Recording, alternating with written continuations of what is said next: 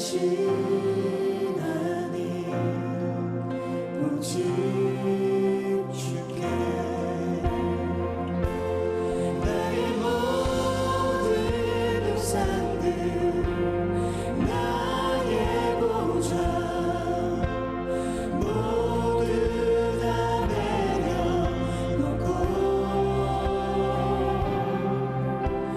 주 앞에 엎드려 경배합니다. 오직 주께 나의 모든 우상들 나의 보좌 모두 다 내려놓고 주 앞에 엎드려 경배합니다.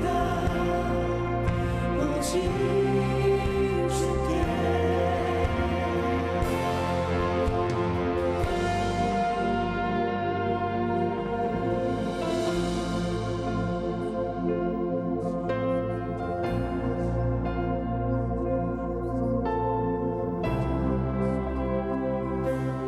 나의 모든 우상들 나의 보좌 모든 것 내려놓고 나의 모든 우상들 나의 보좌 모두 다 내려놓고 나의 모든 우상들 나의 보좌 모두 다 내려놓고 나의 모든 우상들 나의 보좌 모두 다 내려놓고 나의 모든 우상들 나의 보좌 모두 다 내려놓고 주 앞에 엎드려 경배합니다. 오직 주께 주 앞에 엎드려 경배합니다. 오직 주께 주 앞에 엎드려 경배합니다. 오직 주께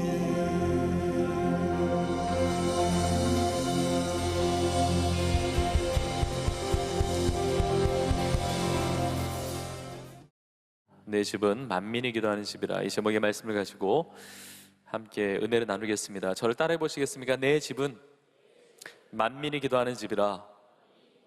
네, 우리 모두가 기도할 때 하나님께서 우리 기도 가운데 응답하시고 역사하여 주시는 줄로 믿습니다. 하나님 우리의 기도를 받으시는 분이신데, 우리가 하나님 앞에 기도할 때, 또 이렇게 예배하면서 주님 앞에 나아갈 때 주님에 대한 어떤 믿음을 가지고 나아갑니까? 여러분의 삶에 있어서 주님은 어떤 주님이십니까? 내가 믿고 간구하고 기도하는 대상인 우리 하나님은 여러분에게 있어서 어떤 하나님이십니까? 하나님께서 우리 가운데 응답하시는 이유는 우리를 사랑하시기 때문에 그렇죠.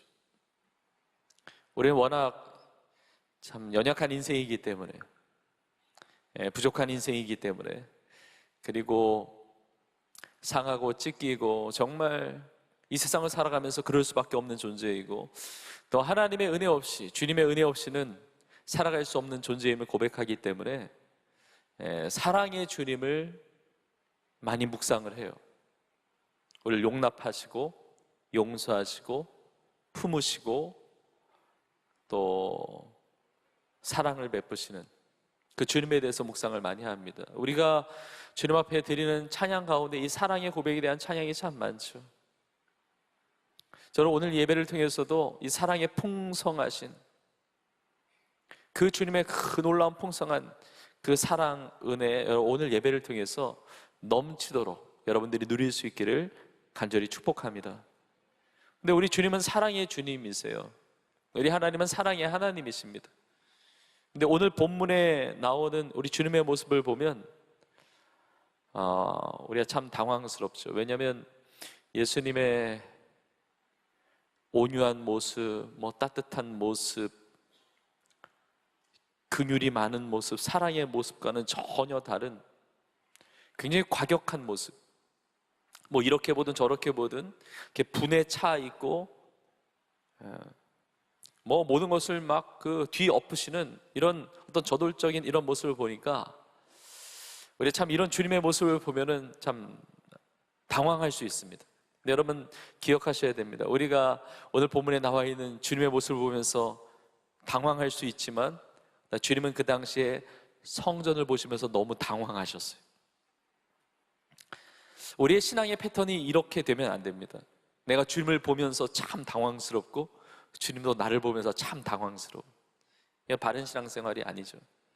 예수님께서 예루살렘의 성전에 들어가셔서 왜 그렇게 당황스러움을 넘어서 이렇게 분노하시면서 성전을 정화시킬 수밖에 없느냐? 이유는 아주 분명합니다. 그 성전의 모습이 주님께서 기대했던 모습이 아니었기 때문에, 그 성전이 주님께서 기대하시거나 원하시거나 주님이 기뻐하시는 모습이 아니었기 때문에, 자, 그렇다면 주님이 기대하셨던, 주님이 원하셨던, 주님께서 기뻐하시는 그 성전의 바른 모습은 어떤 모습입니까? 저는 오늘 이 시간에 여러분과 함께 이 성전의 바른 모습 크게 두 가지를 같이 나누고자 합니다. 첫 번째는 주님께서 기뻐하시는, 원하시는, 기대하시는 성전의 바른 모습은 바로 그 성전은 거룩한 성전이 되어야 한다는 거예요. 그리고 두 번째는 그 성전은 기도하는 성전이 되어야 된다는 거예요. 주님께서 보시는 그 성전이 거룩한 성전이 되고 기도하는 성전이 될 때 주님의 기쁨이 되는 성전이 되게 되는 겁니다. 오늘 본문을 이해하려면 조금 배경을 좀 나눌 필요가 있습니다. 예수님께서 여리고를 지나셔서 예루살렘에 들어오셨습니다. 우리 지난 주일에 보았듯이 여리고 성에 나가실 때 바디메오를 만나시고 바디메오의 눈을 뜨게 하시고 바디메오의 부르짖음을 들으셨죠. 그리고 바디메오가 예수님의 제자로서 길에서 예수님을 따르지 않습니까? 그리고 나서 예수님은 예루살렘에 입성하셨습니다. 예루살렘에 왜 들어가셨는가? 유월절 날에 맞춰서 그 유월절에 하나님의 어린 양이 되셔서 온 인류를 구원하기 위하여 우리와 나 자신을 구원하기 위하여 하나님의 화목 제물로 십자가에 피 흘려 죽으심으로 우리에게 구원을 주시기 위하여, 그 구원의 길을 여시기 위하여 유월절 날에 맞춰서 예루살렘에 들어가신 것이죠. 예수님께서 예루살렘에 들어가신 다음에 그 첫날에 예루살렘 성전에 들어가셨습니다. 여러분, 당시의 기록을 보면 이 유월절 절기는 유대인에게 굉장히 중요한 절기이기 때문에 엄청난 인파가 예루살렘에 모였습니다. 거의 200만 명이 넘는 유대인들이 모였다는 그런 기록도 있으니까 그 자그마한 도시에 얼마나 사람들이 많았겠습니까? 근데 유월절이라고 하는 이 절기는 굉장히 특별한 절기입니다. 이 유월절은 구약성경 출애굽기에서부터 이렇게 시작이 되죠. 이스라엘 백성들이 애굽 땅에서 종노릇하고 나서 이제 모세를 통해서 출애굽하게 하실 때, 이제 종살이를 끝내고 자유인으로서 이렇게 구원하게 하실 때, 출애굽하기 전에 하나님께서 애굽 땅에 10가지의 재앙을 내리십니다. 10가지. 이것저것 많은 재앙이 있는데 마지막 10번째 재앙이 무엇이었습니까? 장자의 죽음. 그래서 그 밤에 애굽 사람의 모든 장자들은 다 죽어요. 근데 이스라엘 백성은 하나님의 말씀을 따라 순종하면서 양의 피를 가지고 문지방과 문설주에 그 집에 바를 때 죽음의 사자가 그 피를 보고 넘어갑니다. 죽음이 임한 것이 아니라 살아나게 되죠. 생명을 유지하게 됩니다. 죽음의 사자가 그 피를 보고 넘어갑니다. 유월하는 겁니다. 이게 패스오버예요. 유월. 패스오버의 피가 대문자로 쓰면 그것이 유월절이라는 절기거든요. 그러니까 그때부터 이제 유월절 절기가 시작이 되는 건데, 우리에게 베풀어 주신 구원, 종살이를 끝내고 자유인이 되게 하시는 이 생명을 보존하시고 이 구원하신 하나님의 은혜에 감사하면서 기억하면서 하나님 앞에 예배드리는 절기가 유월절이었습니다. 그 유월절에 저마다 하나님 앞에 제사 드리겠다고 사람들이 나와 있는 겁니다. 근데 예수님께서 성전에 들어가시니까 기가 막힌 거예요. 여러분, 당시에 성전에 들어가려면 성전세를 내야 됐습니다. 성전세. 근데 그 당시에 통용되는 화폐가 로마 화폐 아닙니까? 로마 화폐, 헬라 화폐인데 성전은 거룩하다고 여기니까 화폐를 다른 것을 썼어요. 세켈이라고 하는. 세상의 화폐는 우상이 새겨져 있다고 그래서 세켈이라는. 그러니까 성전에 들어갈 때 이게 환전을 하는 겁니다. 환전소가 있는 거예요. 그런데 엄청난 차액을 떼어먹는 거예요, 종교 지도자들이. 그리고 성전에 와서 제사 드리려면 죄 씻음, 그리고 하나님 앞에 기도하며 하나님 앞에 예배하며 나가려면 제일 중요한 것이 제물이 있어야 되잖아요. 제물을 준비하는데, 그래서 사람들이 집이 가깝든 멀든 짐승을 가져오는 겁니다. 소나 양이나 뭐 하다못해 비둘기라도 가져오는 겁니다.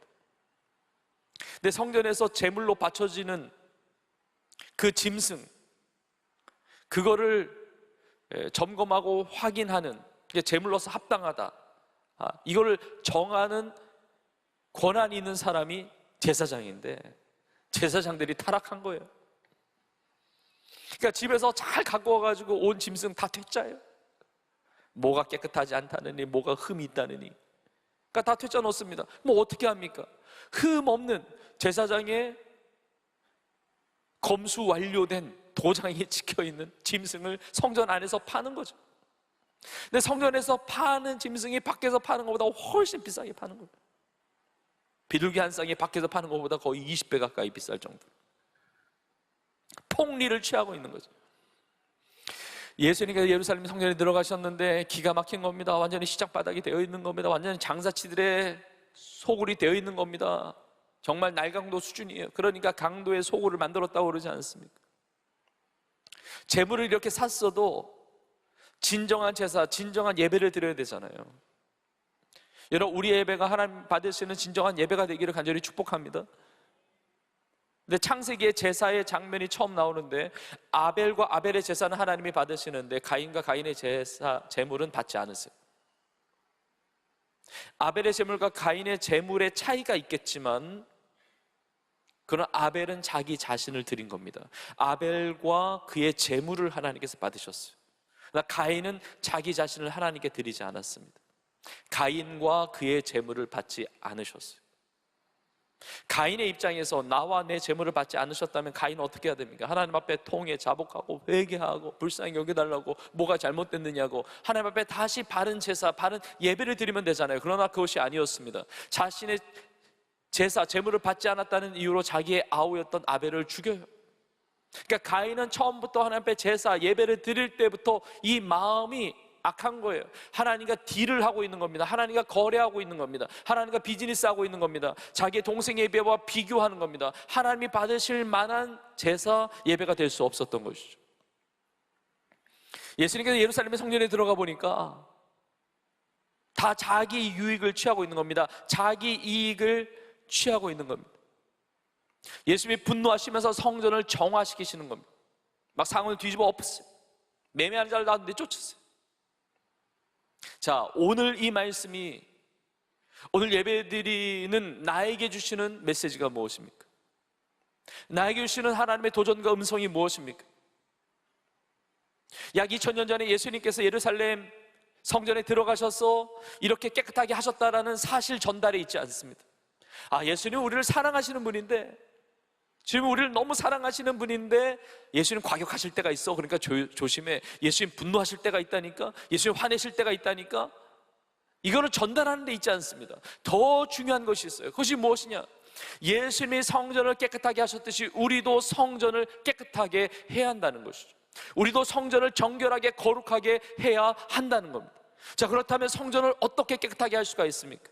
우리도 예수님처럼 저 이스라엘 예루살렘에 가서 예루살렘 성전을 청소하면 됩니까? 그렇지 않습니다. 지금 이스라엘 하마스 전쟁 중인데 그 이스라엘에 가서 그 예루살렘에 가면 예수님 당시에 있었던 예루살렘 성전이 있지도 않아요. 그 성전산 위에 가면 거기에 황금 사원이 있고 지금 현재 알 악사 사원이라고 하는 이슬람 사원이 있죠.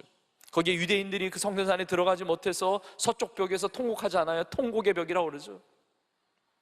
유대교와 이슬람교 그 첨예한 종교적인 그 갈등이 있는 그 현장, 우리가 거기를 가서 거기 정리하고 청소하고 정화시키고 거룩하게 하는 것이 우리를 향한 하나님의 말씀의 메시지의 요체입니까? 그렇지 않습니다.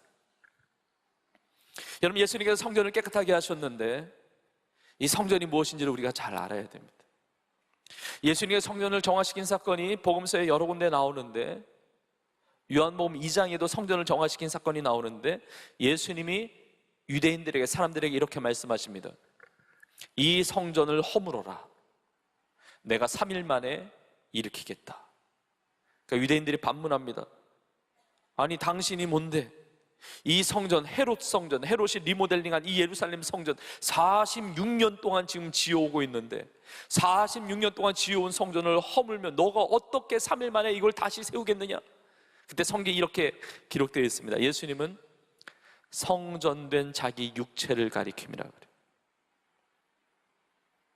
예수님의 몸이 성전입니다. 예수님의 몸.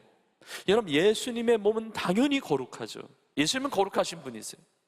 근데 성경을 보면 예수님의 몸이 또 다른 것을 의미합니다. 무엇입니까? 바로 이 땅의 교회가 예수님의 몸을 이루고 있어요. 성전을 거룩하게, 성전을 정결하게 하셨다는 것은 이 땅의 교회, 우리로 말하면 우리 새중앙교회, 우리 비전 공동체, 이 교회가 하나님 앞에 깨끗하고 거룩하고 정결하게 되어야 한다는 메시지가 있는 것이죠. 여러분, 사도행전에 보면 초대교회를 성전으로 표현한 구절들이 여러 구절이 나옵니다. 사도행전 2장에 보면 성도들이 성전에 모이기를 힘썼어요. 초대교회 성도들이 성전에 모이기를 힘썼는데 그 성전은 오늘 예수님께서 이 성전 정화 사건을 일으키신 예루살렘 성전을 말하는 게 아니라 예루살렘 교회를 말하고 있습니다. 예루살렘 교회, 그 가정교회, 그걸 성전이라고 일컬었어요. 성전에 모이기를 힘썼던 것이죠. 이 땅의 교회가 성전이에요. 사도행전 5장에 보면 이렇게 기록되어 있습니다. 그 초대교회 성도들이 모두가 다 성전에 있든지 집에 있든지, 성전에 있든지 집에 있든지 예수를 그리스도라고 가르치기와 전도하기를 그치지 아니하니라. 성전에 있든지 집에 있든지 그 성전은 예루살렘 교회예요. 교회.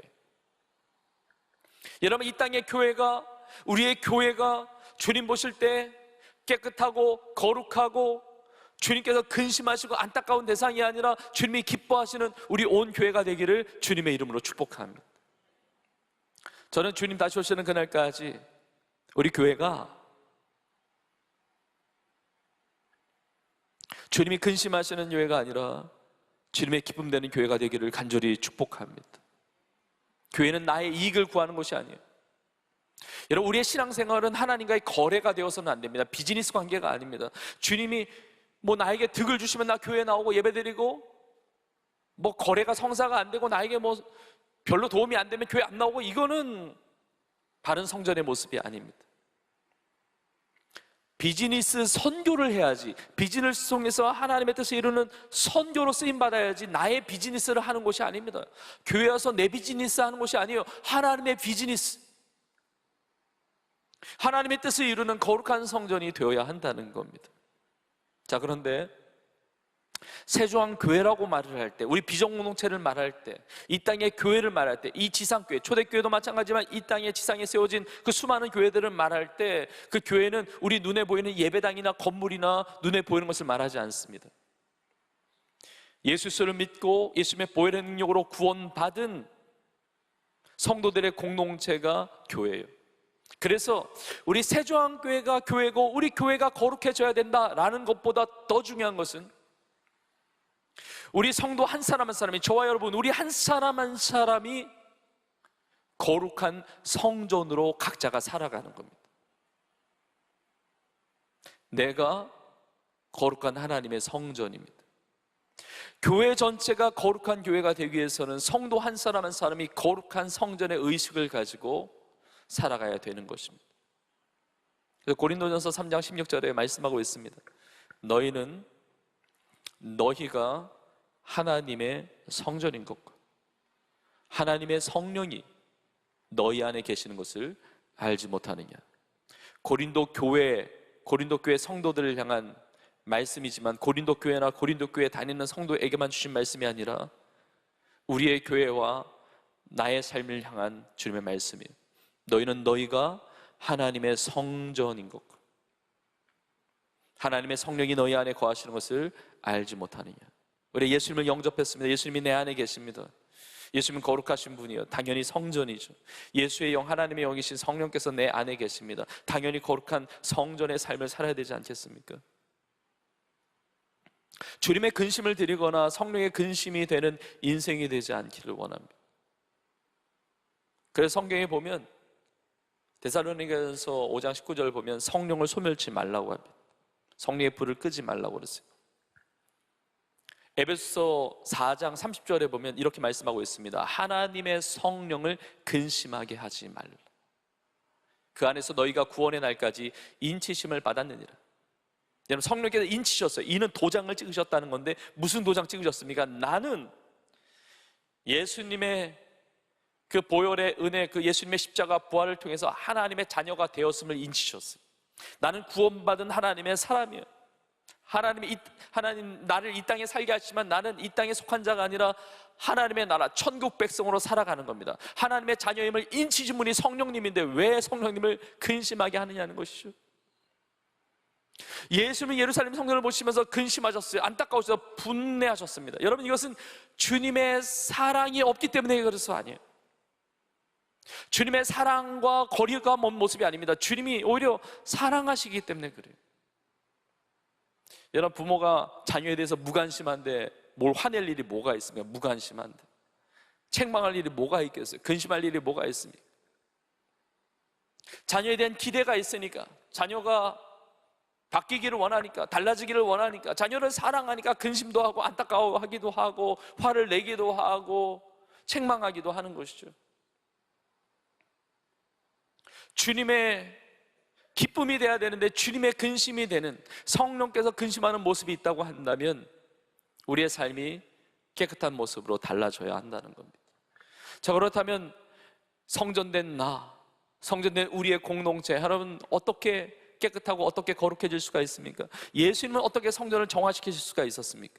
예수님이 성전을 깨끗하게 하실 때 제자들이 예수님의 모습을 보고 떠올린 것이 있습니다. 그래서 요한복음 2장 17절에 나옵니다. 제자들이 성경 말씀에 주의 전을 사모하는 열심이 나를 삼키리라 한 것을 기억하더라. 예수님이 성전을 막 뒤집어 엎고 막 깨끗하게 정화시키는 그 모습을 보면서 제자들이 성경 말씀을 기억하는데, 이 성경 말씀은 구약의 시편 69편에 나오는 말씀인데 그 내용이 뭐냐면 주의 전을 사모하는 열심이 나를 삼키리라. 그러니까 예수님의 모습을 보니까 예수님이 주의 전을 사모하는 그 열심이 예수님을 삼키고 있는 거예요. 주의 전을 사모하는 열심. 여러분, 어떻게 거룩해지는지 아세요? 어떻게 죄를 끊고 죄를 이기면서 주님의 기쁘는 삶을 살아가는지 아세요? 주님을 향한 사랑이 그렇게 하는 겁니다. 주님을 향한 사랑, 주님을 향한 열정, 그 사모하는 열정이 거룩을 유지하게 하는 거예요. 왜 죄를 끊느냐? 왜 죄의 유혹에서 벗어나느냐? 죄를 지으면 하나님께 미안하니까, 죄송하니까, 죄에 대한 고통이 심각하니까. 여러분, 그래서가 아니라 주님을 사랑하는 자, 주의 거룩하심에 대한 그 열정이 있는 자, 그런 자가 깨끗함을 유지하는 거죠. 거룩한 삶을 사는 것이죠. 근데 이 사모하는 열심, 이 단어가 젤로스라고 하는 단어인데, 이 젤로스라고 하는 단어는 제오라고 하는 단어에서 파생된 건데, 이 제오라는 단어는 뜨거운 열을 의미합니다. 그러니까 다시 말하면 예수님께서 성전을 전화시킬 수 있었던 이유는 예수님 안에 불이 있었어요. 그 사랑의 불이, 그 거룩의 불이 있었어요.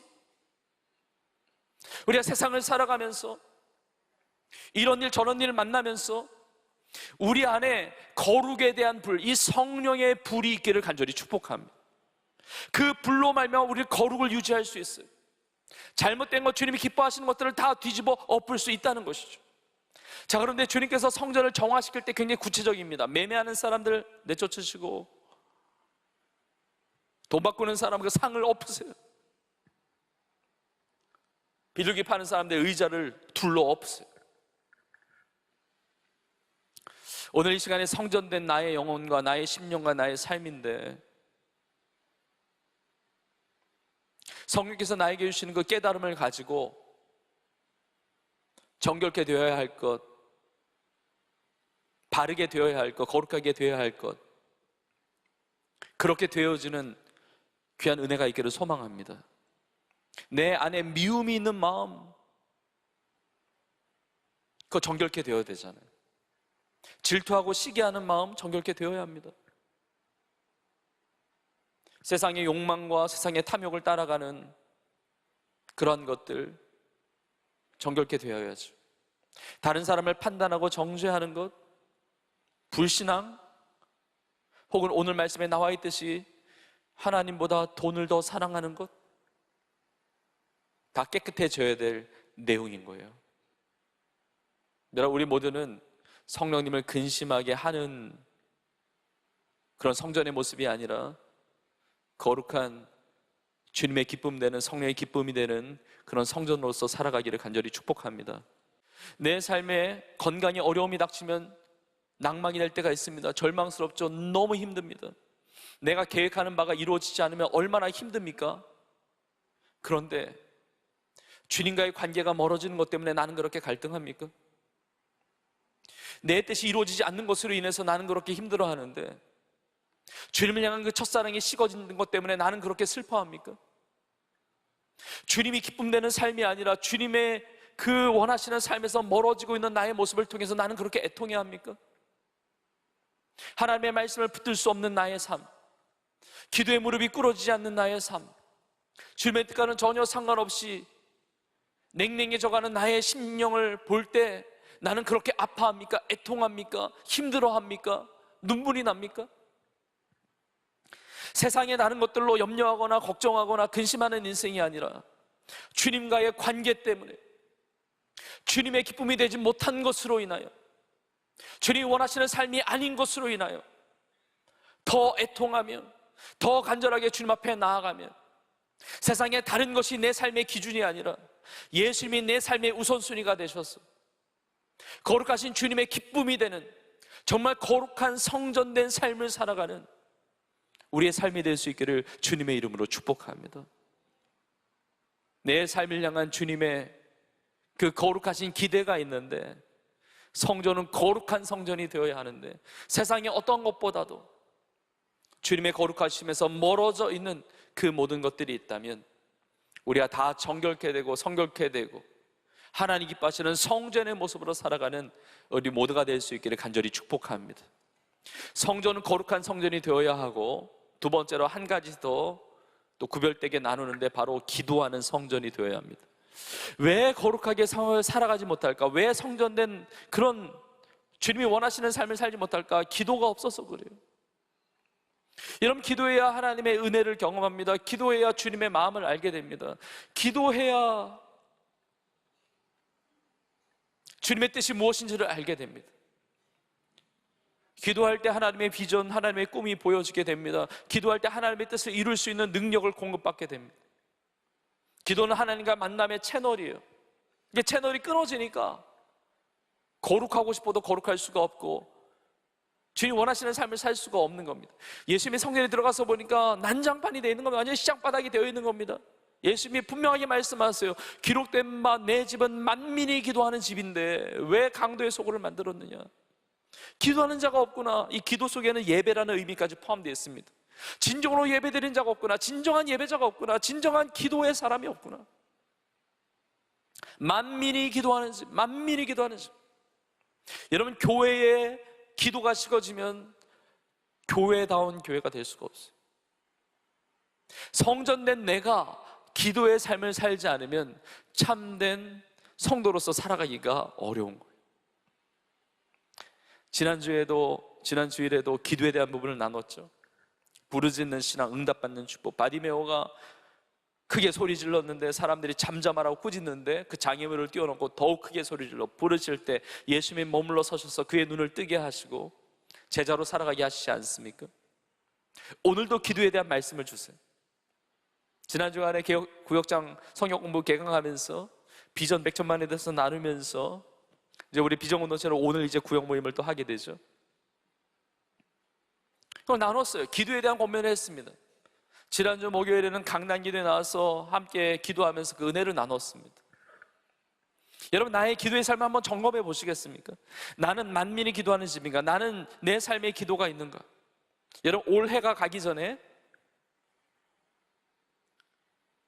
새벽 기도 한 번이라도 나오지 않으시겠습니까? 뭐 두세 번도 아니고 한 번만이라도 올해 가기 전에 월화수목 밤에 10시에 본당에서 강단 기도회가 있는데 부르짖어 기도할 수 있는 기회가 있는데 올해 가기 전에 한 번만이라도 강단에 나와서 하나님 앞에 부르짖어 기도해 보시지 않겠습니까? 제가 구역장 공부하면서도 우리 구역장님들, 교구장님들, 우리 리더십들에게 제가 호소했어요. 한 번만이라도 불쌍히 여겨달라고. 한 번만. 저는 주님의 마음이라고 생각해요. 우리 안에서 말할 수 없는 탄식으로 간구하시는 성령의 마음이라고 생각해요. 한 번만이라도, 한 번만이라도. 어젯밤 늦게도 토요 심야 기도에 여러 성도님이 오셔서, 많은 성도님이 오셔서 오늘 예배를 위해서 기도했습니다. 우리 1부부터 3부까지 예배를 마친 성도님들 중에 이 4부 예배, 비전 예배, 우리 청년들과 성도님들을 위해서 지금 기도실에서 중보하고 있는 레위 기도 단 우리 성도님들이 계세요. 저녁 9시에 기도회가 있습니다. 수요일 가정을 위한 기도회가 있습니다. 또 매일마다 다니엘 기도에 힘쓰는 우리 많은 성도님들이 있습니다. 여러분, 매주마다 나누어 드리는 다니엘 기도 제목을 받은 것만으로 만족하지 말고 그 기도의 제목을 붙들고 아침과 점심에 저녁에 정해진 기도 시간과 장소에서 하나님 앞에 구하지 않으시겠습니까? 우리 교회 세종한 기도 수첩이 있어요. 많은 기도 제목이 있습니다. 그 기도의 제목을 가지고 기도해 보시지 않겠습니까? 우리 교회 하루에 1시간 이상 교회를 위해서 기도하는 기도 특공대 우리 성도님들이 많이 계세요. 만민이 기도하는 집, 그것이 교회이고 그것이 성도가 되어야 합니다. 자, 그런데 만민이 기도하는 집인데 사실 이 원문을 보면 만민이 기도하는 집 말고 또 다른 의미가 있어요. 만민이 기도하는 집, 우리가 함께 모여서 모든 주의 백성들이 기도하는 곳이 성전이잖아요. 그것이 주님의 집 성전이잖아요. 근데 만민이 기도하는, 만민이 주체가 된 기도의 집이란 의미도 있지만 이 원문을 보면 또 다른 의미가 있는데 바로 만민을 위한 기도의 집이에요. 그래서 우리나라 말로는 만민이 기도하는 집으로 되어 있지만 많은 번역본들 보면 뭐 영어 성경도 마찬가지입니다. 만민을 위한 기도의 집이에요. For all people, for all nation, for 누구를 위해서, 만민을 위해서 기도하는 집이에요. 그러니까 우리가 나의 유익만을 위해서 구하는 것이 아닙니다. 나의 소원만을 위해서 구하는 것이 아니에요. 나의 뜻대로 구하는 것이 아니라 만민을 위해서, 아직 믿지 않는 영혼들을 위해서. 여러분 보세요. 예수님이 이렇게 말씀하십니다. 기록된 바, 내 집은 만민이 기도하는 집이라. 기록된 바, 기록된 것을 인용하고 계시는 거예요. 어디에 기록되어 있느냐? 구약성경에 기록되어 있는데 구약성경에 보면 성전을 바라보시는 하나님의 꿈이 있어요. 바른 성전, 아름다운 성전, 거룩한 성전에 대한 하나님의 꿈이 있는데, 하나님의 비전, 하나님의 청사진이 있는데 그것이 무엇이냐? 만민을 위해 기도하는 집이에요. 여러분, 유대인들에게 있어서는 이방인들은 상종 못할 짐승과 같은 존재예요. 하나님 앞에 구원받지 못하는 사람들입니다. 하나님 앞에 택한 백성들이 아니에요. 그러나 하나님은 꿈을 꾸시는 거예요. 하나님을 믿지 않는 이방인들이라 할지라도 그들을 위해서 기도하고 그들이 함께 예배할 수 있는 그 현장, 그것이 바른 아름다운 거룩한 성전이라는 꿈을 가지시는 겁니다. 예수님이 기록된 바 내 집은 만민이 기도하는 집이라고 그러셨는데, 이 기록된 구약 성경을 인용하신 그 말씀이 이사야 56장에 나옵니다. 이사야 56장 6절에서 하나님이 이렇게 말씀하십니다. 또 여호와와 연합하여 그를 섬기며 여호와 이름을 사랑하며 그의 종이 되며 안식일을 지켜 더럽히지 아니하며 나의 언약을 굳게 지키는 이방인마다,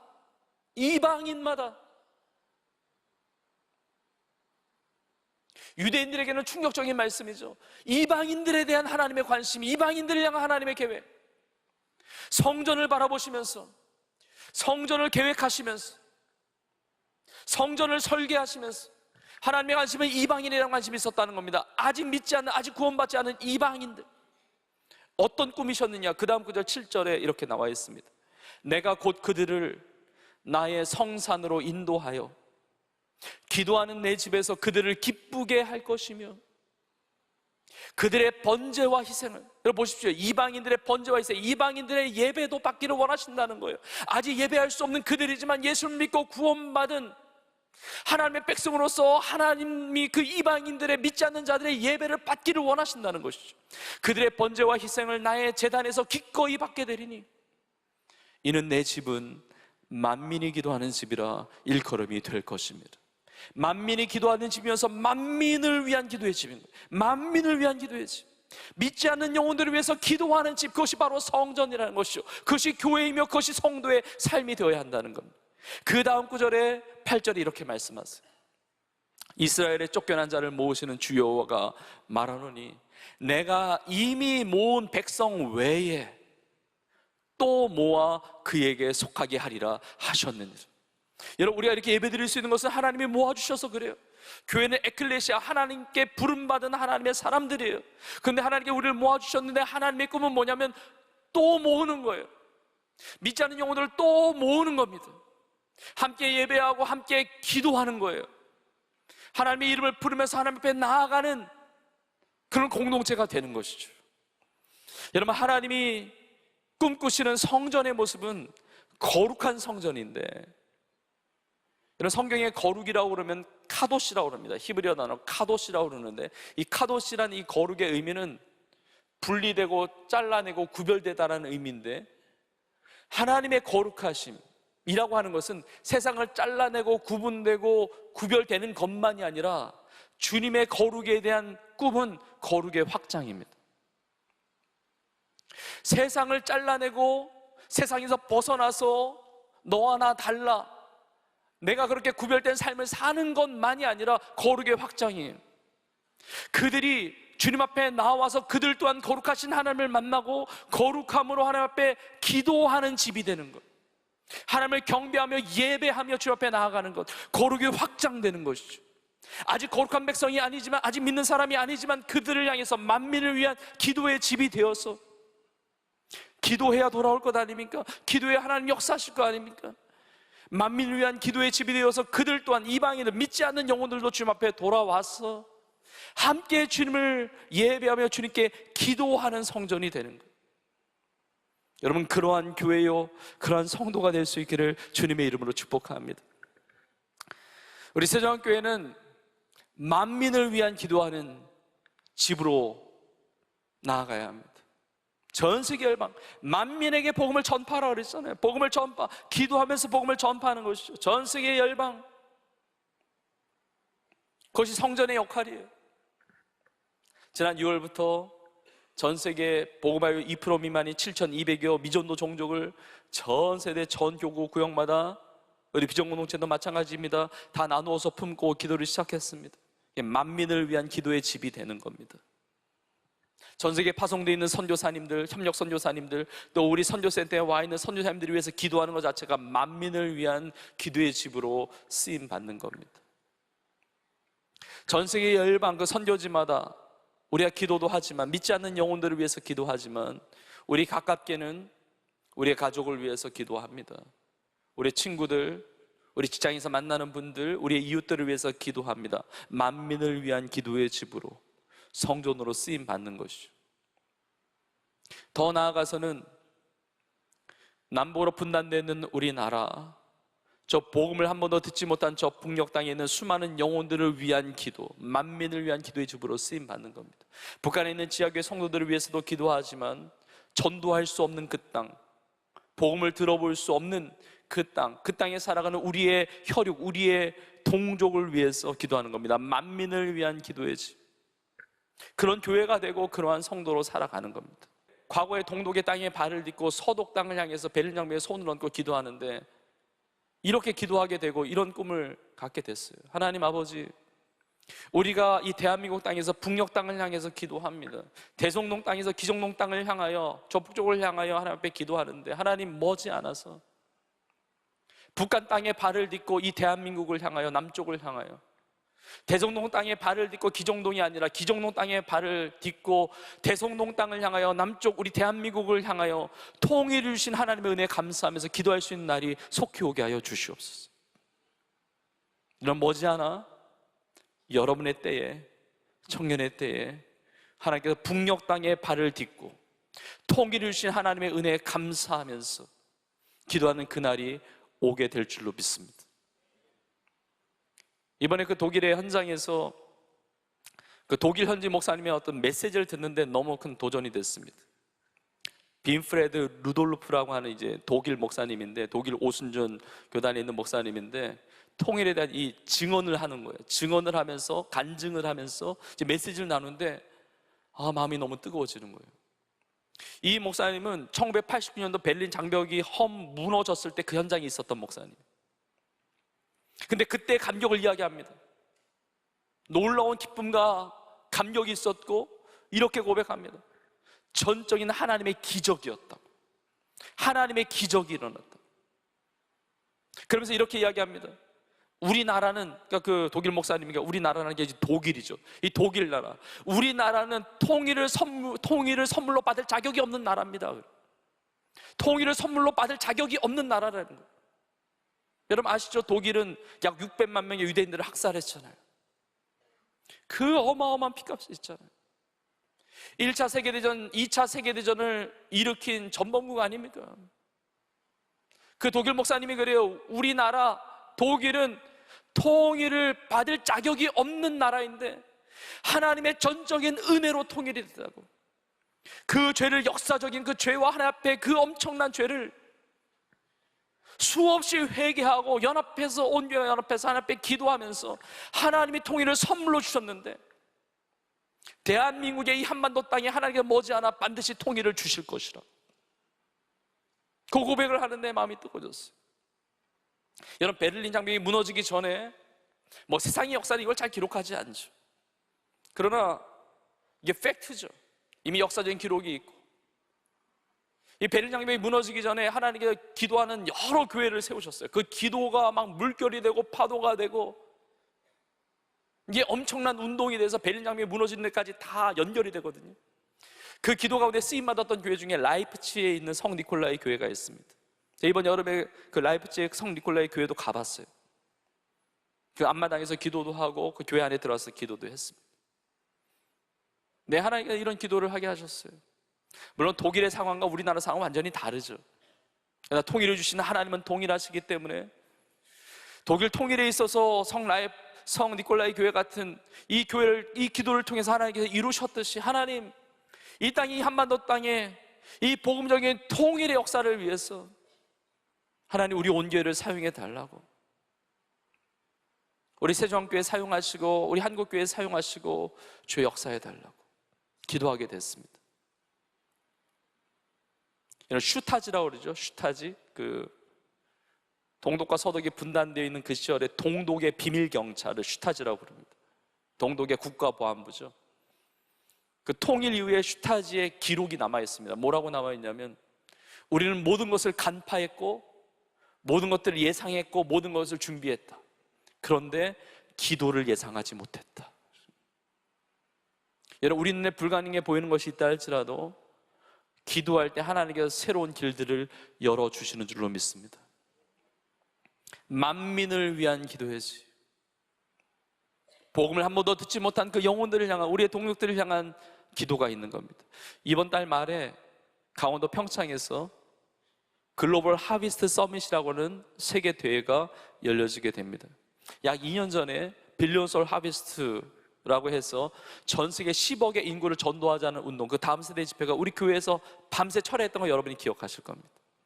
그 글로벌 하비스트 서밋 1회로 우리나라에서 열려지는데 전 세계의 귀한 선교 리더십들과 사역자들과 또 국내에 모여서 귀한 선교, 세계 복음력이 추수적인 이 대회가 이루어지는데 감사하게 우리 교회가 섬기게 돼요.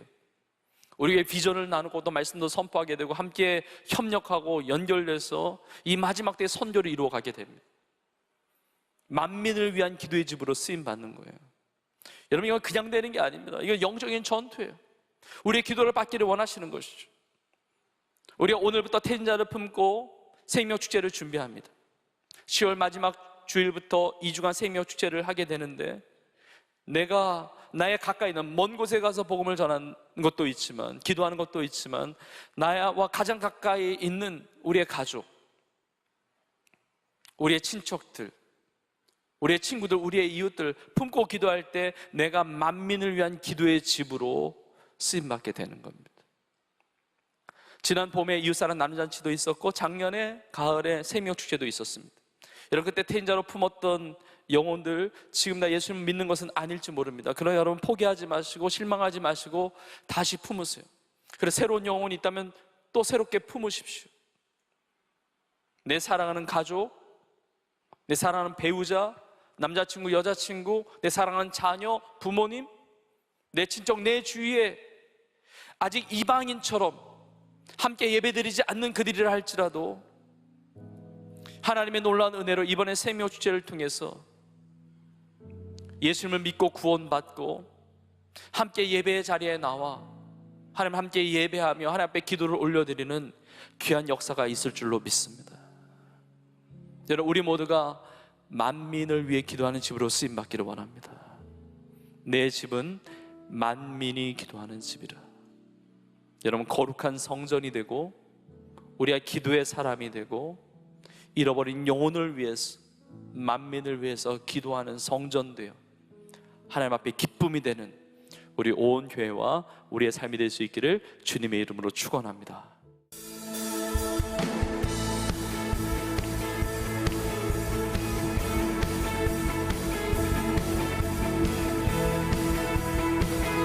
우리 승리의 하나님을 선포합시다. 세상 창조주 온 세상 구원자 모든 것 이기신 능력의 하나님 온 세상 창조주 온 세상 구원자 모든 것 이기신 능력의 하나님 모든 마음을 주를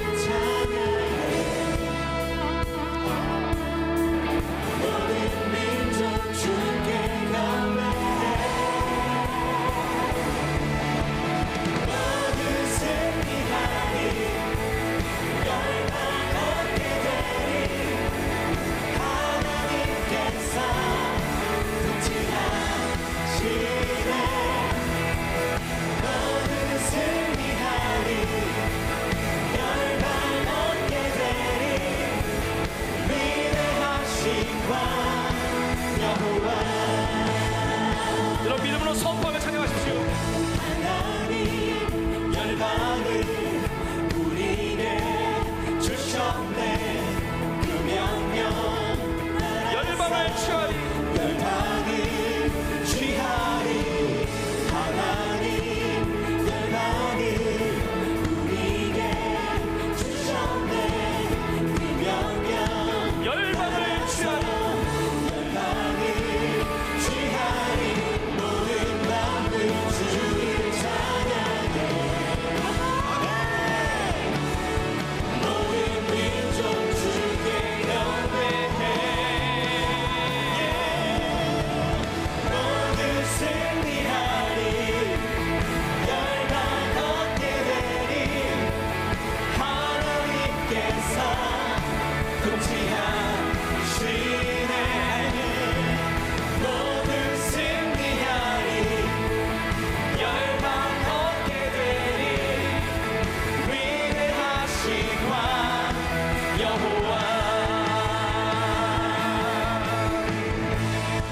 하나님께서 우리와 함께 하시기 때문에 하나님의 승리가 우리의 승리가 되는 줄로 믿습니다.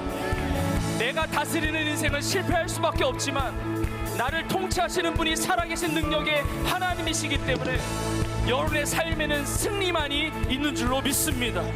여러분 서로 한번 이렇게 믿음으로 고백하겠습니다. 이미 승리했습니다. 고백하겠습니다. 한 번 더 이렇게 믿음으로 고백합시다. 열방을 취하십시오. 아멘. 우리의 기도 속에, 우리의 삶 속에 열방을 취하게 하시고 하나님의 영광을 위한 승리를 이루어 줄 줄로 믿습니다. 그 주님을 믿음으로 고백하며 찬양하며 나아가겠습니다.